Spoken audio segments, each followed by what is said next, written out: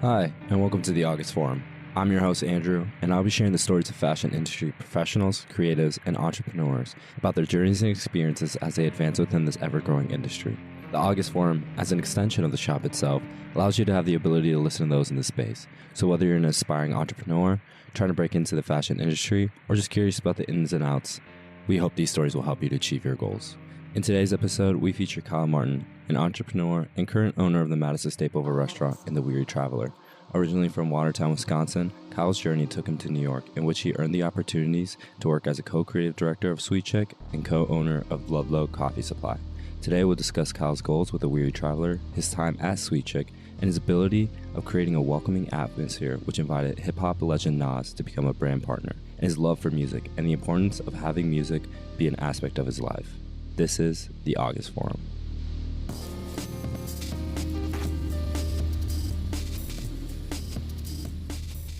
So today I have in the studio Kyle. Kyle, what's up, bro? How you doing? What's going on, man? Happy to be here. Yeah, definitely our first time doing this. No hitches been ever made. Yeah, exactly, man. This is how we do it. Yeah, you know? No hitches ever. 100%. You want to introduce who you are, what you do, and then the more important question I have for you, the music you've been listening to recently. That's going to be the big thing here. I'm Kyle Martin, originally from Watertown, Wisconsin. Went to UW-Madison, graduated in 2004. As soon as I graduated, moved out to New York City. Had a lot of adventures out there that I'm sure we'll get into throughout the podcast. But recently moved back after 18 years in New York, back to Madison, which I've always sort of considered home. Mm-hmm. And recently bought the Weary Traveler, which is a sort of legendary restaurant that's been around for like 20 years on Willie Street. And yeah, I'm back and excited to kind of be a part of this Madison renaissance that I sort of feel if it's just starting to happen right now, I think it's about to really take off. And I'm excited to hopefully be a big part of that. Yeah.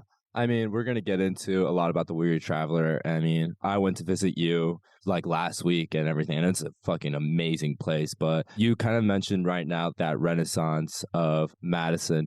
Do you really think that there is some sort of cultural shift that's going on? I do. I think, well, just in general, the country, right? Mm-hmm. People from New York, LA, the coast in general seem to be relocating a lot. Obviously, COVID had a lot to do with that. So you hear these cities like Austin, obviously, seems to be the big one where it feels like it's a full LA takeover. Oh, for sure. Creatives and comedians and music people sort of moving to Austin.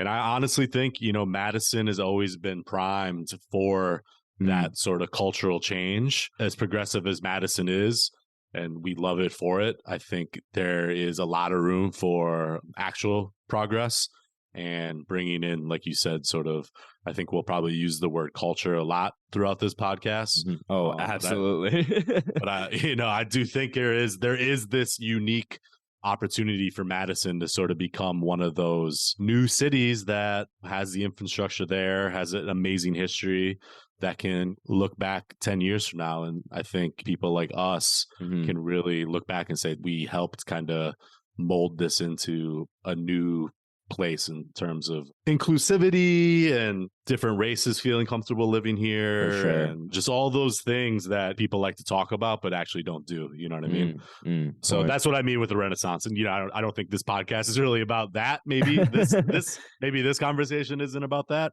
but stuff like that's very important to me, and I want to be sort of at the forefront and help any way I can, large or small, whatever I can be a part of to sort of help, again, take what I believe and have always considered my home and make it as dope as possible.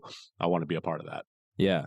I mean, you said it clearly, we're going to be part of this culture shift, and the word culture is going to be really reminiscent throughout this podcast episode. I can feel it right now, honestly. Right. Speaking of culture, before we start, I got to get my music out. I was going to say, bro, I was literally about to ask you, come on now, come on. What have you been listening to? I mean, if you know me, hip hop is sort of the mainstay since I've been a little kid.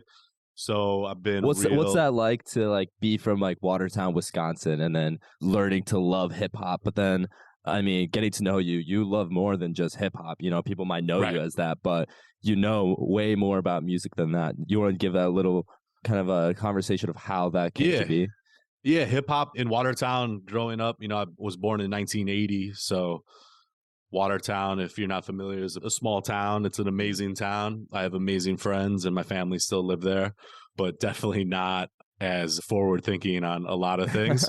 So as a young kid in the 90s listening to hip hop, I was sort of unique, or a black sheep, if you will. But it's just something that gripped me from the beginning, man. I vividly remember the first time I heard Tribe Called Quest, thinking based off of that music and that sound and the things they were talking about, I really truly was like, I have to go to New York City and experience this for myself. So it was fun. It was a time where now you can turn on Spotify and literally listen to anything you want, which is amazing. Back in the day, it was hard to find hip hop, and absolutely, yeah. It was, I'd have to literally listen to albums by like Tribe Called Quest, for example, and listen to the artists that they would talk about, and then go to the record store, buy that record, and see who they mention, and you go through all that. So it's like that in itself built this, almost in a way, a culture in itself, where you basically have to go out and find these artists because you want to, not because it's like almost on exactly. And it was and it was like a fun thing.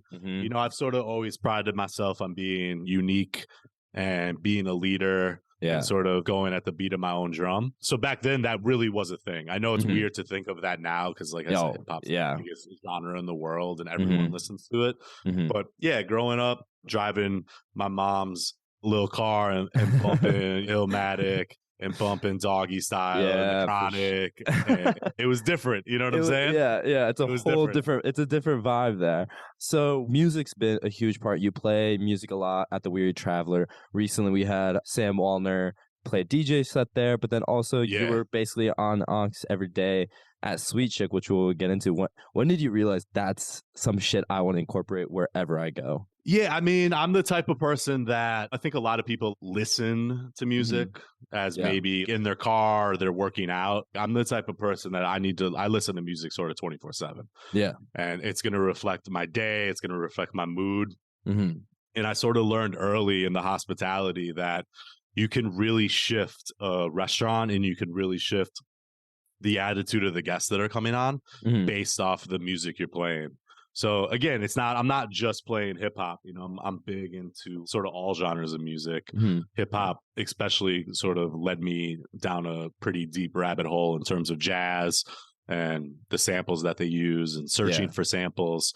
So even Sweet Chick, which is sort of considered to the outside world, maybe quote unquote a hip hop restaurant. We never looked at ourselves that way. We always looked at ourselves as a restaurant that wanted to play good music, sort of based on what's going on outside and what the feeling in the restaurant is. There's times in the Weary where I walk in feeling a certain way, but I can instantly tell that the people that are dining with us or at the bar are maybe in a different headspace, and that's okay. It's my job to learning to pivot. Exactly. And my job as a curator is to adapt and to pivot. Obviously, I want to take people sort of on a journey and get them to where I want to go for the evening. But it's all, pivoting is a really big thing, especially in the hospitality industry. Do you ever feel like you're almost creating a movie in the way where you're kind of adapting to different scenes and you're kind of motioning throughout the night and 100%, like man. Almost like 100%. You're like your own director going through exactly. You're creating crescendos, right? You're not coming in at 6:00 when there might be some older people in the stands that are enjoying a quiet dinner. You want to, for those nights, you sort of open with some jazz and then lead into some soul. And then I always have a joke with the staff where it's sort of, if we're peak at 10:30, 11, where it's really jumping, I always have a joke with like, how did we get here? How did we get to this? And that's sort of, I don't know if it's a talent, but I think I'm pretty good at sort of taking that. It's a skill. It's a skill that you taking learn. taking that wave and then bringing it back down as maybe the night is slowing down. So to me, it's fun, man. And again, it's selfishly more about, I need to get myself going and I need to feel the energy and the vibes. And it just happens that I think I'm pretty good at, people seem to like what I usually play. Yeah. I mean, I think a lot of people view you as someone part of the food industry with Sweet Chick, Ludlow, and then now Weary. But I kind of view it as almost the hospitality space. What made you go into that? And what made you keep going even up until now? Yeah, I mean, to sort of play off the music motif, I'm not a chef.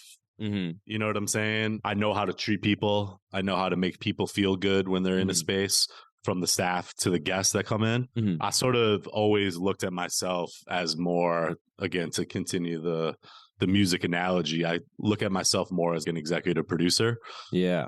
Where I'm not the one making the beats, I'm not the one rapping, but I'm the one that sort of puts all those things together and puts it in the same room and packages it. It's almost like and a puzzle, like you're piecing the puzzles together with all the little things that you have. Okay, yeah. Exactly. So, yeah, I mean, when I moved to New York in 2004, I graduated in the spring of 04. I had one of my best friends who was my roommate the first 2 years. He had moved to New York to pursue whatever, acting, modeling, that kind of, the story everyone does. And he started working at a bar called Mad River. And at the time, it was just, Upper East Side bar that was known for a good time, strong drinks kind of place. Everyone cut loose kind of vibe.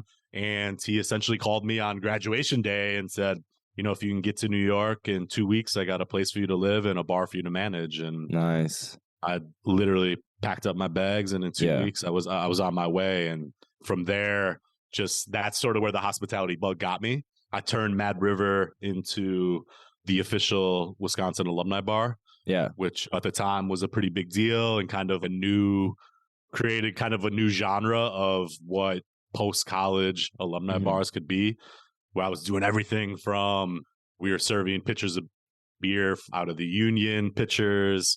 We were doing cheese curds and brats in New York, which was sort of unheard of at the time. You guys got in trouble for that, though, didn't you? Especially with the spotted cow. With the spotted cow, yeah. So we brought in some beer, got our Al Capone on a little bit, but it was awesome. And it was learning. And then I would also DJ those parties. So I was literally playing the same music they would be playing in Camp Randall during commercial breaks. And I just turned it into a party and sort of realized again early that I can curate sort of what I would consider the best atmosphere and the best time. And I learned pretty early that what I like and what I think is fun and what I think is cool, a lot of other people can get behind that. So that was sort of that first time, especially in the hospitality industry, where I learned, oh shit, man, if I can get my brain out into the real world and create these things, people will fuck with it. People will fucking love it. Yeah, exactly. So that was a fun experience. And again, just sort of being in New York and getting the recognition, and we got a lot of pub because of that. And then pretty much every school in New York copied the thing I did, which I always took as just such a great compliment and something. I've walked past a bar and it's a Penn State bar and I see what they're doing. Oh, fuck yeah. And I'm like, hell yeah, I did that. I did that shit. Do you ever wish you almost got like a trademark on that, bro? Like, 100%. You'd be so good. If I could get like a percentage from each college, I wouldn't be talking to you. I'd be sitting on the beach. We wouldn't be doing this right now, bro. Exactly. You'd be all. You wouldn't be able to find me. No one would be able to reach you. So one of the first endeavors you kind of pursued was Ludlow Coffee Supply. And when I was doing research on you, what I found out, and what many people can find out, is not only was it a coffee shop, but also a fucking barber shop, bro. Yeah. You talk about how the conception of the shop became and what the fuck, why a barber shop? Right. I mean, John Seymour and myself, John's the CEO and founder of Sweet Chick. At the time, opening Ludlow was the first time where I was like, okay, I'm a 50-50 owner from the beginning. I'm putting my own bread up and sort of creating something from the ground up. Whereas Sweet Chick I was, the original GM, and we can get into all that stuff later. But it was literally, we would have our meetings. John and I would have meetings about Sweet Chick, either at a coffee shop or on the stoops in Brooklyn. And it just sort of got to the point as Sweet Chick continued to grow where him and I were like, man, we need an office or something. And as opposed to just getting a stale office, we're like, well, we always meet in this coffee shop. We might as well open a coffee shop. You know what I mean? And then we had some friends that were barbers as well, and just sort of, it'd be super dope. We're not the first people to do a coffee shop and a barber shop in the same place. But we were just like, we get haircuts every week. We might as well open a barber shop too. And essentially just... How often did you get your haircut there? Once a week. Once a week? Every week? Once a week. Hell yeah. Hell yeah. What'd you drink for coffee? Which was great. What was your Um, coffee order there? I was at that time. I was a latte kind of guy, Yeah. skim Ooh. latte. No oat Yeah. latte? Are you not like an oat milk fan? Nah, I didn't really get down those. I'm not How, mad at it because how we about could chalk. how about now? Are you still on the latte Right fuel now, or I'm a black coffee kind of black guy. coffee? Yeah, Ice or just hot? What is hot it? black coffee in the morning. Yeah. A lot of it in the morning, but then that's kind of it. I don't like to. I used Mhm. to sort of drink it throughout the day and realize it was not great for my brain. So Mm. now I'm just to wake up immediately, get it popping with the coffee, Yeah. and then sort of Just like ease chill the into the rest of the day. day. Yeah, Yeah, yeah. exactly. When looking up Ludlow and figuring out what it was and everything like that, someone and we're gonna talk hella about music, but someone who mentioned Ludlow, I think it was her 73 questions with Vogue was fucking Dua Lipa. Did you know Yeah, that? insane. Yeah. Insane. Insane, I didn't right? even know she was going there, to be honest. Yeah, I was like, no one when you But found that. Ludlow Coffee Supply was one of those places. It was on Ludlow Street, Yeah. obviously, in New York in the Lower East Side. And it's one of those streets that sort of became a lot to do with us and Sweet Mhm. Chick being right next door. But also, two hotels opened up right across the street. There's one Mm. literally across the street and Yeah. then one next door. And the one across the street, anytime there's someone playing at Jimmy Fallon or any of Yeah. these late night shows, they Mhm. always stay there. So Oh, it's really? just kind of one of those places that it's just It's just so easy to celebrities get and there. musicians are just in and out all the time. Yeah. And it's a coffee place. So Dua Lipa, for example, could have been there 100 times and came in and out and we didn't even realize it was her. No one could have. Yeah. You know, because it's not like she's sitting there and having like at Sweet Chick, if people sit down, they're there for like an hour at least. Yeah. So you Yeah. can at Yeah. least be like, hold up, is that Frank Ocean? Hold up? Is that Frank Ocean over there? Oh shit. Oh shit! Hey, it's Joey Badass over there. Right. Right. So yeah, it's just and it's New York, man. It's one of those things. I always thought it was cool Yeah. in the sense of especially musicians because I do think I'm such a fan of music and the talent. I'm not gonna front and be like, oh, whatever, it wasn't that big of a deal. It was very cool. Oh yeah. But it honestly got to the point where it was just Whatever. every day someone was in there. Yeah. And again, amazing for sure. So when she said that, it was pretty cool for sure. I'm not gonna lie. That's a good shout out there. In my conversation with Kyle, I learned a lot about not only his experiences and journey, but the way he operates in the hospitality space.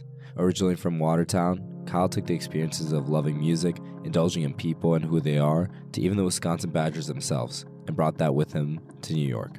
His knack of wanting to innovate and create a shift allowed him to thrive in New York. Our first topic of conversation was his time with Ludlow Coffee Supply, known for its ambiance, barbershop, and good coffee. It was the brainchild of Kyle and John that sparked this idea while indulging in their work with Sweet Chick. Knowing they utilized coffee shops in the past for their meetings, allowing themselves to open up an avenue of giving people the same resource that they had desired is what allowed them to succeed. Kyle is someone who puts an energy into a project he has a true passion for and knows speaks to his values and virtues. This is echoed in his work with Sweet Chick and the Weary Traveler and his emphasis of adding his love of music and conversation within these places. That speaks to his character and his nature of staying true to himself and his beliefs. So we've mentioned Sweet Chick a bunch of times. Yeah. It's now time. Let's start talking about Sweet Chick. Do you want to kind of talk about what Sweet Chick is and how it originated and how you and John's relationship came about too? Yeah, absolutely. Have this here. Yeah. So John and I, again, back to the coffee shop sort of origins, we would always kind of see each other at the coffee shop. We're essentially neighbors in Williamsburg, Brooklyn. So we'd see each other on the block all the time. Didn't really know each other, but just see each other and kind of give the respect head nod kind of vibe. And then I knew he had a little burger place in Williamsburg called Pops that we had spoken about me sort of coming on and managing, but it just wasn't right. The paper wasn't right. And just sort of, it wasn't what I was looking for at the time. And then, fast forward a couple months, I saw him again. He said, hey, I got this new project I'm working on. I think you'd be perfect for. Long story short, we eventually connected and the interview was pretty simple, man. It was an interview to be GM. The interview was pretty simple. He's like, what do you want to do? And I was like, I want to turn this into what would be my favorite restaurant. So you took how you basically made the Wisconsin Alumni Bar, basically seeing, oh, this is what I would love to see from it. So then you took that forward, being like, I want this to be what I would consider my favorite restaurant. Exactly. And, so, all right, yeah. And then to John's credit and just sort of how it all worked out, he gave me free reign. You know what I mean? Obviously, I had to show and prove from the beginning, but throughout the years, at this point, I'd been managing restaurants for 10 years in New York. So I was ready to take on a role of a GM. And my big thing early on, which I think was, which I look for in anyone I hire moving forward, is I don't want to bother John and Samir, the two owners at the time. I do not want to bother them with anything. Yeah. I don't want to tell them about any problems. All I want to tell them is about solutions and how I'm going to make sure the problem never happens again. So I really took on from the beginning an ownership mentality. Yeah. And I just had pride in myself too, where I'm like, I don't need people around me telling me what to do. I got this. And I think John really sort of respected that from the beginning. So throughout it went well, and then got offered equity pretty early on. And then sort of throughout the years was able to invest a little bit of my own money into it. And we grew it from one little corner restaurant that had about 47 seats. We grew it into what is now considered a pretty major brand in a restaurant. It's a pretty big brand at this point, now in like LA too. We have coast to coast. There's 4 Sweet Chicks in New York. There's one in Los Angeles. We're in Dodger Stadium. We're in Citi Field where the Mets play. We did open in London. Unfortunately, that was the only one that, due to COVID, it being the newest one and us not being over there, that one didn't survive. But I still had the experience of going to London and opening a restaurant. So how was that? What did you think of the British people over there? Do you think the accent was? It was iconic, bro. It was, what are we doing? What are we doing? Opening a chicken and waffle restaurant in London. You know what I mean? It was like sort of that vibe and that's what Sweet Chick always was, man. It was all a dream attitude, and I can't believe this is all happening. But just a bunch of people that really believed in something coming together and just going for it. You know what I mean? And really, one thing with John that was always amazing, he just was like, fuck it on everything. And I kind of was always, my attitude was always, what could go wrong? Yeah. Who cares? Let's try it. Let's just go for it and see what. You're just like basically throwing a dart at the board, hoping it sticks. If it sticks, it sticks. Yeah. So, and obviously you're putting your money into it, so there's risk of that. But I'd rather bet on myself 100 times out of 100 times than to work for somebody else and just have to go through life that way. I'm going to bet on myself and that I'm going to figure it out. And then again, surround yourself with an amazing squad, which we have and had the most amazing squad, which I was super proud of, sort of building that and letting people shine and the whole thing. Yeah. And I mean, we're going to touch on with the Weary Traveler and like your future plans with that. You want to be able to let people shine in a way. Yes. But going back and coming back to Sweet Chick, you were the GM and co-creative director at Sweet Chick. So what was that like to bring in that welcoming environment with not only the 90s hip hop, but also like the sampled jazz? And how important was that aspect of dining for you and the consumers? Oh, it was everything, man. I mean, I learned real quickly, especially in New York, it is a different breed in terms of music and energy and vibes, because there are literally 100 restaurants in a couple block radius. Yeah. You have to do something to like stand out. Exactly. You have to do something to stand up. So our plan was, we're going to turn the music up. Yeah. We're going to be loud. We are going to be fun. We are going to be bouncing around. Our servers are going to be dancing and they're going to be grooving. And then that's going to hopefully lead to the guests having the experience. And honestly, man, they picked up on it really quickly. They understood exactly what we were going for. And I always talk about when we started doing Sunday brunches, that was the only time in all the Sweet Chicks that I had a curated playlist where it had to be 90s, R&B, soul. And we learned quickly, whether it was in LA or London, even to any of the spots in New York, those Sunday brunches were the place to be. And people were in the seats dancing and singing and making friends with the tables next to them. Yeah. And John and I would always say we knew we had something and we were going in the right direction, because early on when we would stand at the door and say peace to guests as they were leaving, that so many guests would say, I just want to be best friends with your staff. And I was like, I've Mhm. never worked in a spot where people are literally, yo, do you guys want to hang out after your shift? Yeah. And that was just the environment we created, and people wanting to be there and wanting to work and wanting to have fun, man. It's a crazy concept to come to work and have fun and then make a whole bunch of money. And you know what I mean? Like, And have it's a good vibe. yeah, Yeah. what a concept. To me, it's pretty elementary, but To yeah, others, it could be a you little look, difficult. yeah, you look around, man, and it might be a little different. So Yeah. yeah, I it's mean, just really, again, it's that hospitality idea and just, positive mental attitude, PMA, which is a very prominent role in my life. And like I say PMA because it's easy to understand, but it's anything. It's negatives to positives. yeah. All the quotes that we use it, all the different sweet chicks that are from hip hop songs. Those are things that I live by, man. And I'm trying to stay positive every day. Yeah, Every day. And absolutely. it's, I mean, it's talking to you, having the chance to talk to you a couple times now, bro, you're like a big ball of energy, honestly. yeah, as Kanye West once said, life is dope and I do dope shit. Dope shit. You know what I'm saying? Yeah. That's literally all I'm trying to do. And I'm trying to surround myself Mhm. and attract people that feel the same way. Yeah. I don't want to be around negative people because we all got problems. I get, Oh, absolutely. All of us got problems. We all bro. got problems. We can talk about that, but Why every talk single about that, you know? right, When we every can do something single positive. exactly every single day, I want to be positive and I want to affect people in a positive light, man. And I realized my whole family, mom, dad, aunts, uncles, brothers are teachers. You know what I'm saying? And public school teachers, and they affect people in positive ways every single day. I sort of knew early on that route maybe wasn't for me, but I do feel I'm sort of doing the same thing, whether it's the customers and guests who come in every day or the staff and providing a good place to live and a good work-life balance. I want to be that positive role model for people to say, yeah, life is dope. Life is dope. And I do dope shit. And I do dope shit. I don't get why it's too easy, yo.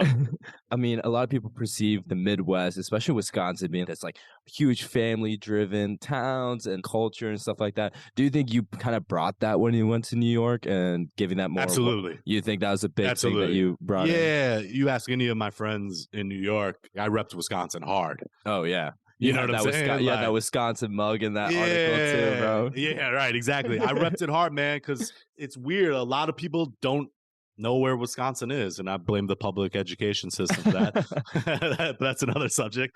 But, they don't understand how dope of a place it is. So I was repping it hard, man, whether it was obviously through the Badgers with football and basketball and watching the games and running outside in Brooklyn and being happy and knowing no one cares. No one knew what the fuck no one even knew there was the Rose Bowl player.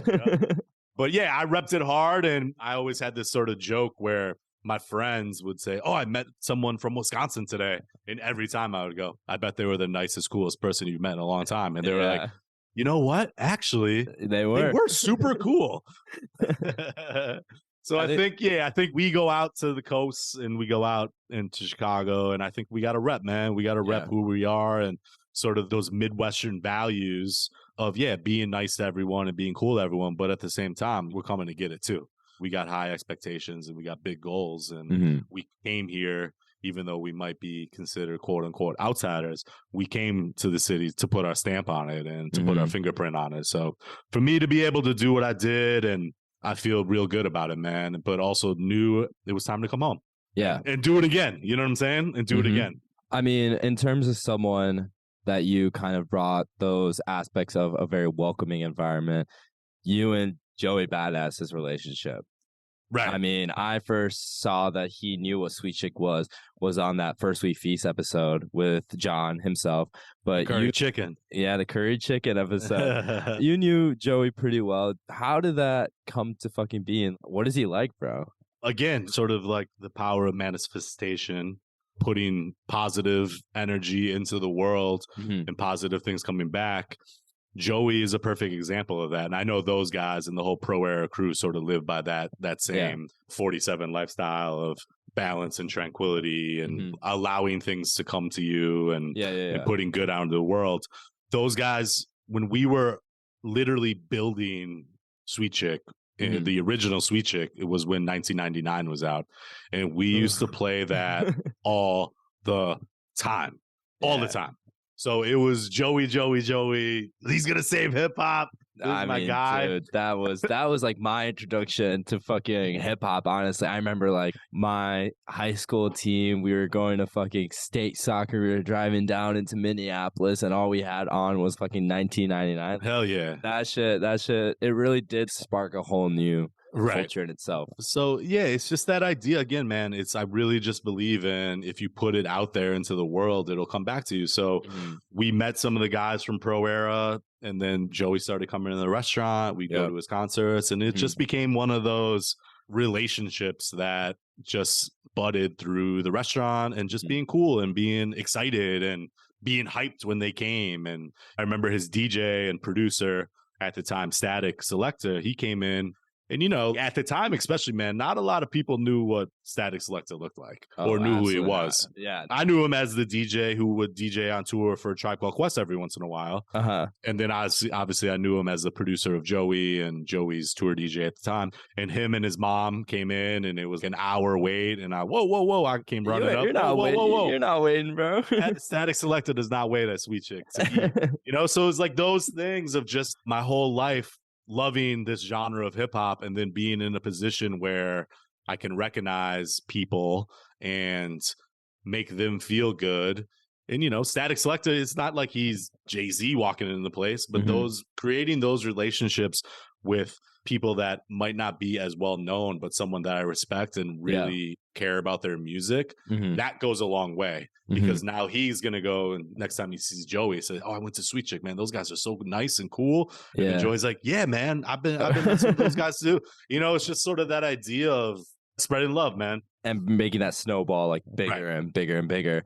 I think one of the... And a real quick point too is, and as much as I say this and it's fun to talk about rappers and stuff like that, we had a very, very big understanding that every single person that walks through the doors of Sweet Chick is the coolest motherfucker of all time. Oh, absolutely. Yeah. So imagine if you walk into a restaurant and you're treated like you're the coolest motherfucker of all time. Everyone can feel like Joey. So I know it's fun to like talk about like, celebrities and artists like came in, but and it's about welcoming everybody that comes through those doors. The reason Sweet Chick is what it is and was what it was is because I would hound on the staff that we don't just treat the rappers cool. We don't just treat the rock stars cool, the actors cool. Every person who walks through the door is the coolest motherfucker of all time. And guess what? They actually might be. They might be the actual executive that signed Joey Badass. Yeah, exactly. Or they might be the executive that works for Jay-Z or works for Nas. And that, to me, don't get it twisted, man. Celebrity shit is cool, but it's treating everyone the same is really the most important thing. And that's kind of that mentality that you have. And I mean, when I came to the Weary the other week, I mean, I felt like I belonged there, even though, you know, it could be someone's first time there. But the way that you're able to curate culture is such an amazing skill and talent. But one of the final things we'll just touch on with Sweet Chick is, I mean, I think we have to just mention it, Nas and his that part, and like you know, just a small little part. We don't need to talk about it too much, but fucking hip hop legend, Illmatic himself, invested in Sweet Chick. What was the reaction that you had when you found out? Insanity. Again, speaking of sort of manifestation and just positive energy. There's a post on my Instagram that this is before Nas had agreed to partner with us at Sweet Chick, where I was at I think it was probably his 20th anniversary of Illmatic, and they had put a documentary out, and I had wrote on the post at John Seymour scouting talent for our next Sweet Chick performance as like a joke. You know what I'm saying? Joke. You're like, we could never, Nas. And this is like, we've already had like Raekwon perform from Wu-Tang. Yeah. We've done some dope shit, but it was just it was so And then literally, bro, the next party we announced Nas as our business partner at a Sweet Chick party. That is fucking crazy. That is nuts, bro. That's insane, dude. So I mean, honestly, dude, Nas was and is and forever will be one of my favorite, not even hip hop artists, just artists in general. Yeah. So for a nerd hip hop fan from Wisconsin, that was literally listening to Illmatic, and it was written in his parents' car driving around Watertown, Wisconsin, to be able to partner and then be able to say he was a friend and just an overall great person and have some of the most amazing experiences with him. It's crazy, bro. It's crazy. I mean, you had that party with Nas, you had a live performance with Raekwon, and I mean, you had live performances a lot at Sweet Chick, right? Yeah. Which was, again, just another thing of like, fuck it. Why can't we do this? So it started with, this is a fun story, our 1 year anniversary. We were going to throw a party because, you know, in New York, you make it a year, it feels you like got to celebrate. Yeah, you got to celebrate that. Yeah. And John was like, we got to do something crazy. And he had to connect to Raekwon. And at the sort of last 25th hour, we had a DJ set up and we were going to just throw a party. We did like a pig roast, invited all the homies, all the staff, all the homies. We're just going to have a fun night, open bar kind of situation. Nice. And then sort of at the 24th hour, we got confirmed that Raekwon was going to show up. Holy shit. Perform. So at this point, literally only me and John knew it was even a possibility because we didn't want to hype it and then be like, he's not coming. He's not coming. Here's a DJ set though. Yeah, exactly. So I was literally going around to my friends and being like, trust me, don't leave. Do not leave. Don't fucking do not leave. Because, you know, it was like, it was, you know, and it's Wu-Tang. And it's rappers. They're always late. There's always, you know, hip hop time is a real thing. I'm literally going around, don't leave. So Raekwon pulls up on the side of the building. We bring him through the kitchen. And John is on the mic thanking everyone for coming. And no one knows what's about to happen. And the place is packed. And he's like, thank you guys so much for coming. Couldn't do it without you. But before we go, I got a few words from our chef. And Raekwon, the chef, came out of the kitchen and rapped behind the bar, bro. Wow. Holy shit. It was sort of that night obviously was iconic. Yeah. And there was a lot of Hennessy that was drank. And there was it was an amazing time. But John and I sort of woke up that next day and met, and we just sort of looked at each other and was like, holy shit. We really did that. We can do anything, man. And that sort of moment and attitude just sprung us into this. We were insane, man, but we were just like, we can do it. We can do anything. And again, I think that energy and that positiveness led to people hearing about us, which led to Nas coming on, which led to, we had performances. We did a shoe with Fila. We did our own shoe with Fila. Whoa. We had Rakim perform. Wow. At Stadium Goods in New York. Jesus Christ. We had Joey Badass perform at our block party, which was wild.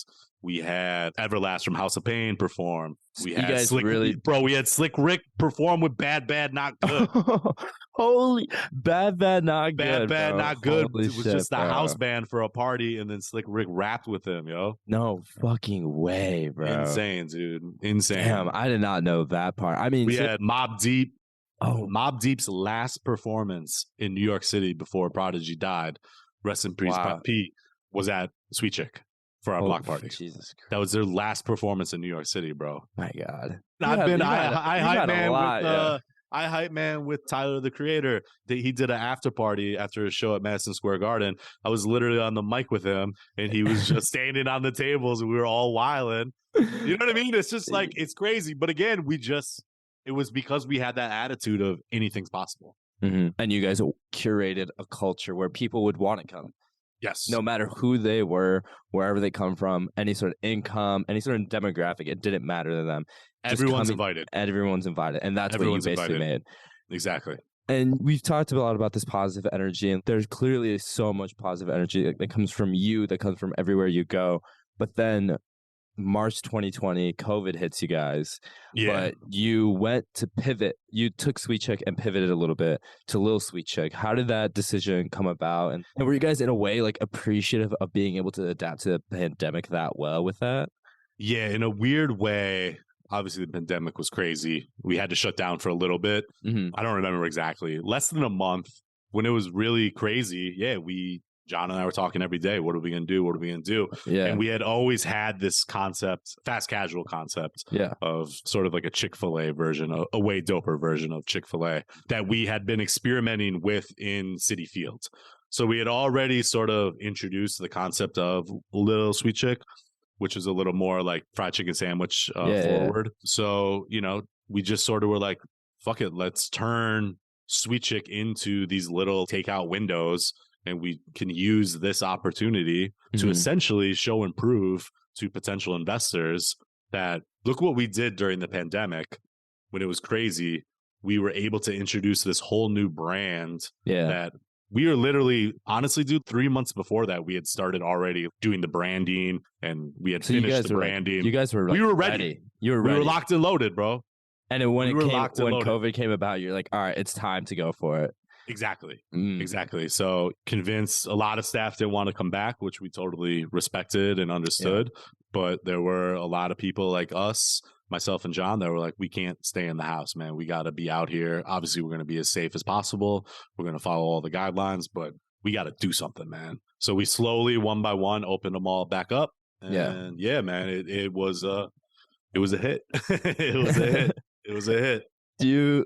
I think we talked about this when we were grabbing drinks, but when you came back here to Madison, you felt a little crazy because you always want to work. You're someone that always really wants to feel like they're innovating the space a little bit. Do you think when that happened with Little Sweet Chick, that was something that you definitely thought and like were feeling like, I need to be doing something. I need to be trying to Little Sweet Chick was sort of always the goal, but it was also a time for me that I realized that Sweet Chick had gotten to a place, not that they didn't need me anymore, but maybe the way that my brain works and what I'm good at wasn't as necessary. And we decided sort of as a team that we weren't going to go back to the original sort of Sweet Chick sit down and cocktails and servers and bartenders and managers, which from a business standpoint, I think was the best decision.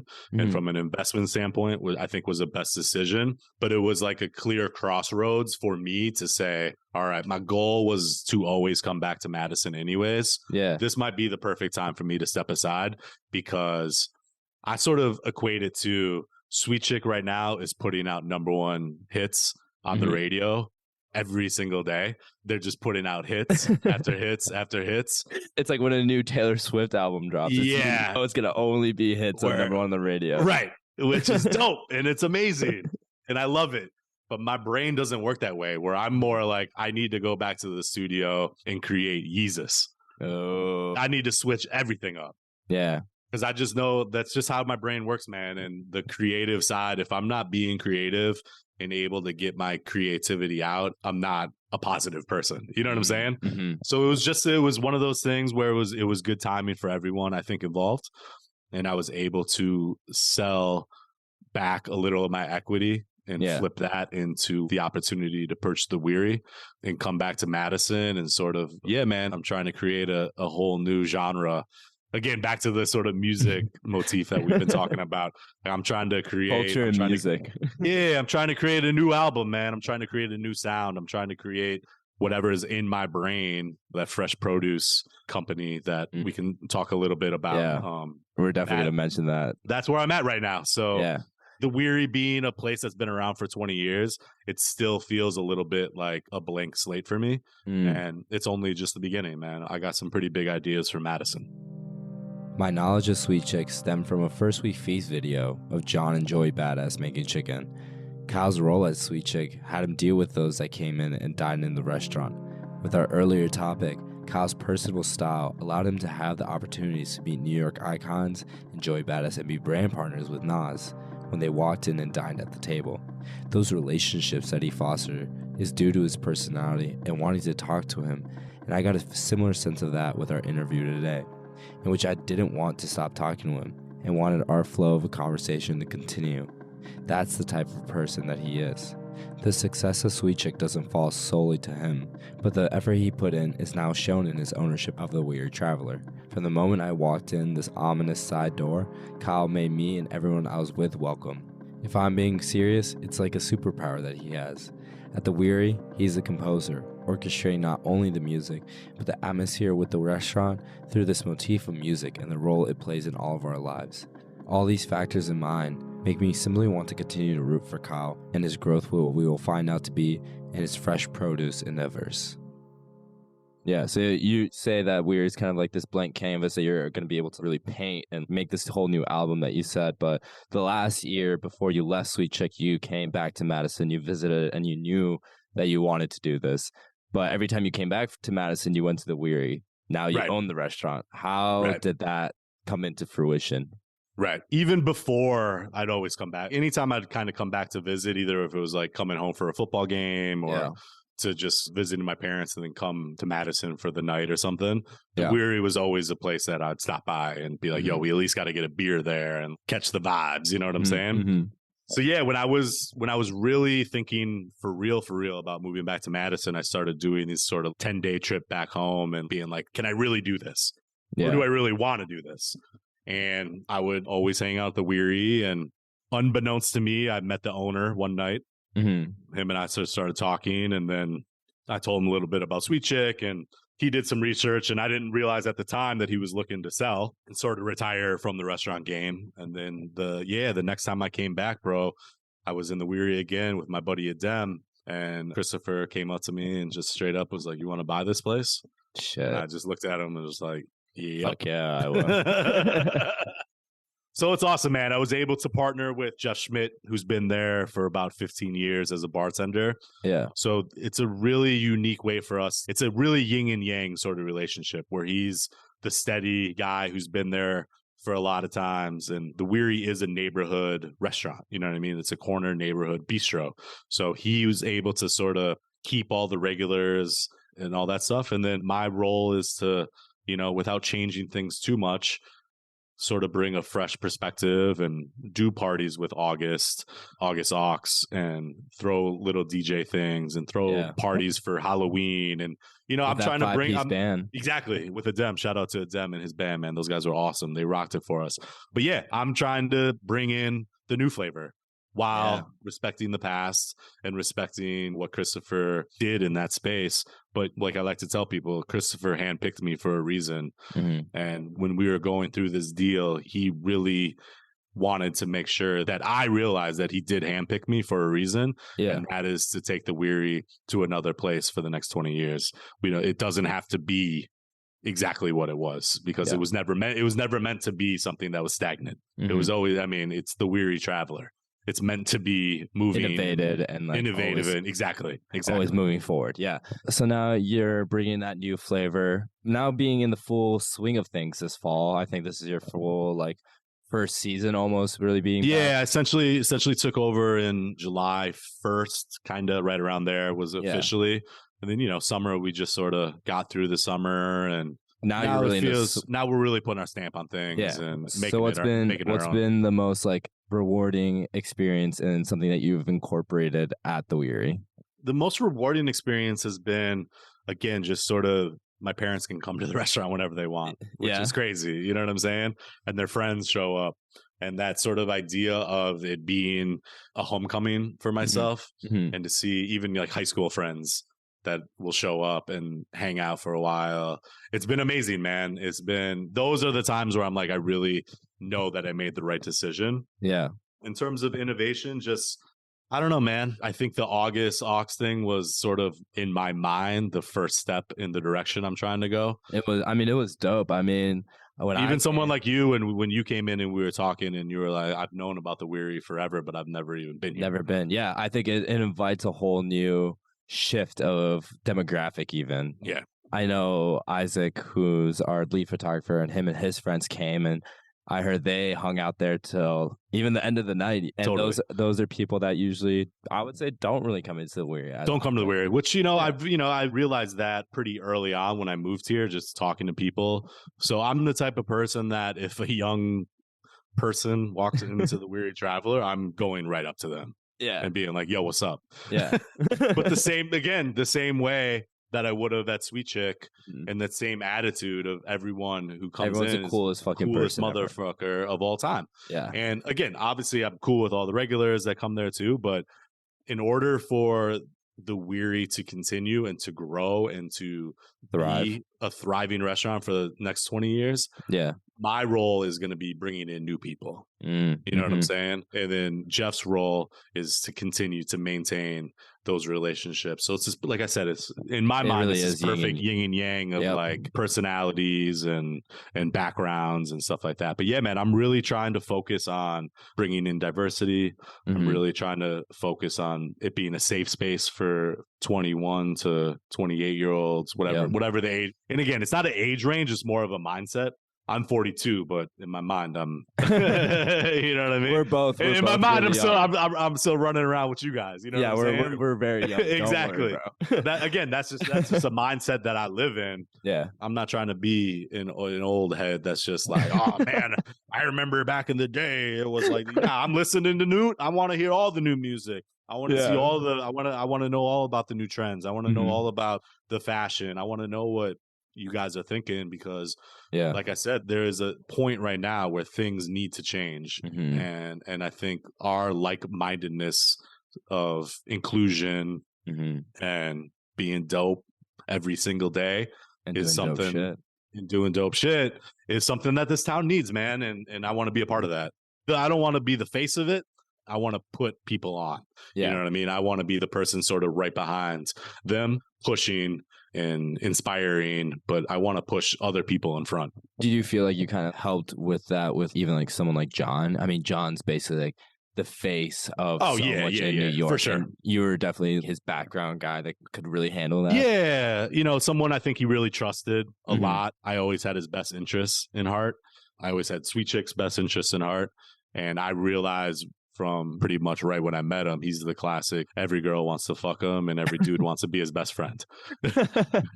So those are the kind of guys and people I want to be around. You know what I'm saying? Like, I can recognize talents, and John was pretty raw when we first met, being a New Yorker himself and maybe a little rough around the edges, but that was his charm, and that's why everyone loved him. But yeah, we were able to, you know, help him as much as he needed in terms of getting him ready for a show or a cooking show, and kind of maybe saying, oh, maybe think about, don't forget to say this or don't say that and stuff like that.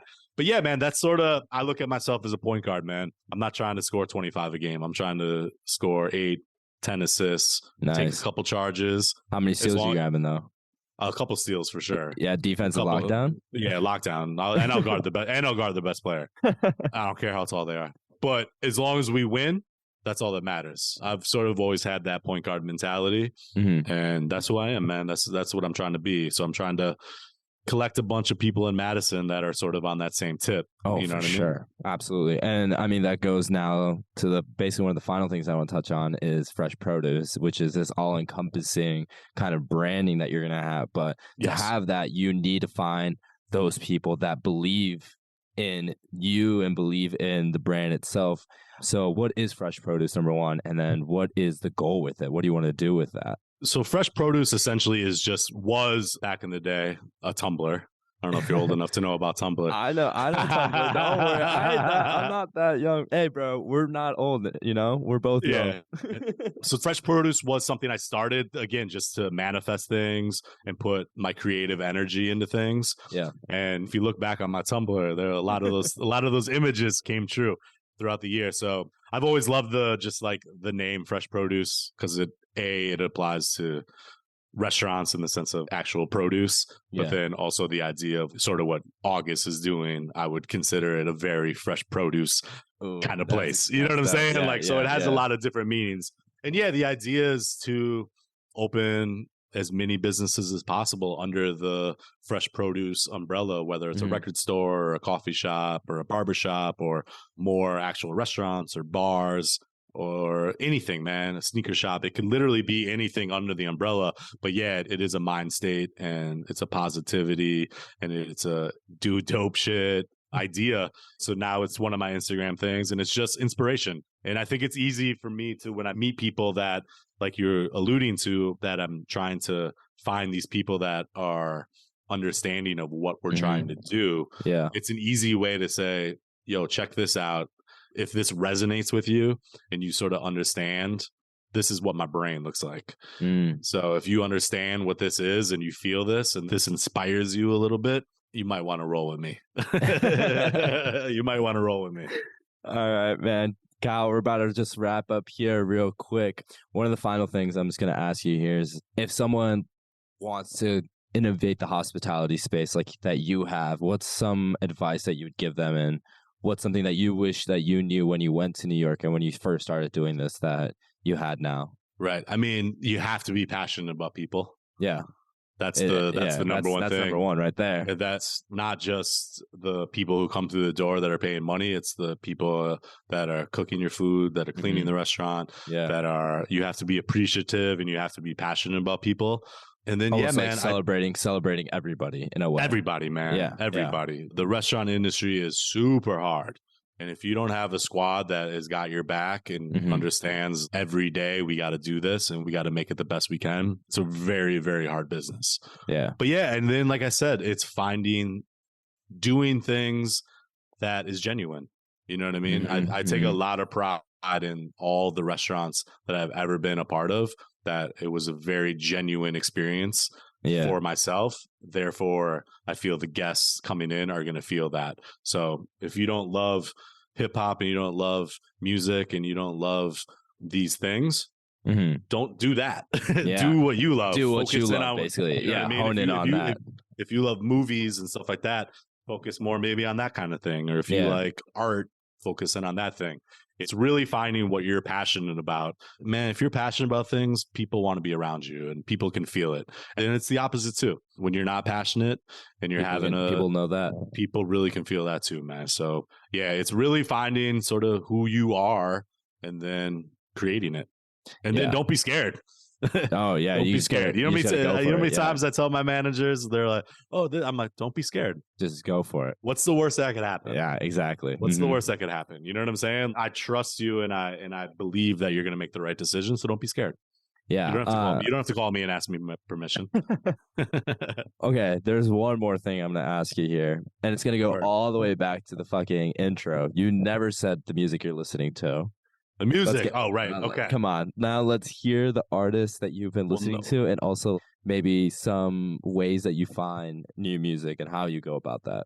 Word. Okay. So obviously the new Nas album, fuck yeah, King's Disease 3 is insane. Yeah. What him and Hit Boy have done is so inspiring. Again, someone who's loved hip hop for so long, and obviously hip hop is sort of known as a young man's game. To see what Nas has done the last 3-4 albums is creating an entire new lane for rappers to sort of age gracefully and continue to be a huge part of this culture. Anything Griselda, so the new West Side Gun album, I've been hitting a lot. Rome Streets is one of my favorite. He's another one of those young kids. I don't even know how old he is. He might not even be young, but he's one of those kids who would come to Sweet Chick early on, and we showed him a lot of love, and he showed us a lot of love back. Anything Alchemist right now, I'm listening to. Krunbin is always sort of is really fucking good. Something that I love. Krunbin was just recently in Madison.